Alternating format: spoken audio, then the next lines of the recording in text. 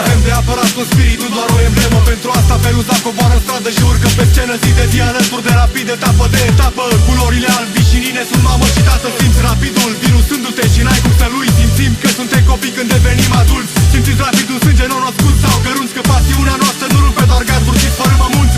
Sau știți cu un vis neîmplinit să vadă rapidul sfidând comunismul în sfârșit. Întotdeauna vom fi campioni, că suntem de alzoi. Vă transmite că rapid respiră și prin voi. Cântecul nemuritoare, vocea inimii ce dă speranță. Dincolo de rapid nu există viață. Poartă fulor albijiniu e cea mai mare bere. Rapid te împinge spre suicid, apoi spre înviere. Milioane de inimi într-un peisaj splendid Bat la unison pentru marele rapid. Alătură-ți inima sau n-ai nicio scuză. Suntem peste tot acasă și pe scenă și în peluză. Milioane de inimi într-un peisaj splendid Bat la unison pentru marele rapid. Alătură-ți inima sau n-ai nicio scuză. Suntem peste tot acasă și pe scenă și în peluză. Pentru noi cei care am suferit și merităm ceva mai bun, pentru care continuăm să luptăm.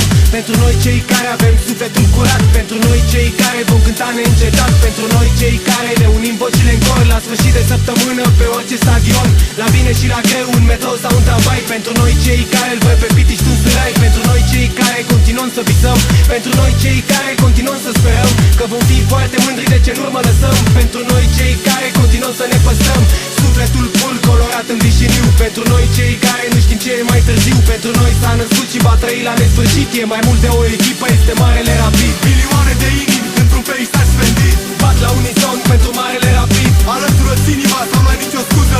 Suntem peste tot acasă și pe scenă și în peluză. Milioane de inimi într-un peisaj splendid Bat la unison pentru marele rapid. Alătură-ți inima sau n-ai nicio scuză. Suntem peste tot acasă și pe scenă și în peluză. Vrem tricolorul transformat în vișiniu. Vrem să iubim din pântec până în sicriu. Vrem locomotiva înapoi la stadion și rapidismul injectat în orice jucător. Să joci fotbal e ușor, dar e mai greu să fii simbol. Vrem să simtă copul ce simte doamna Puiol.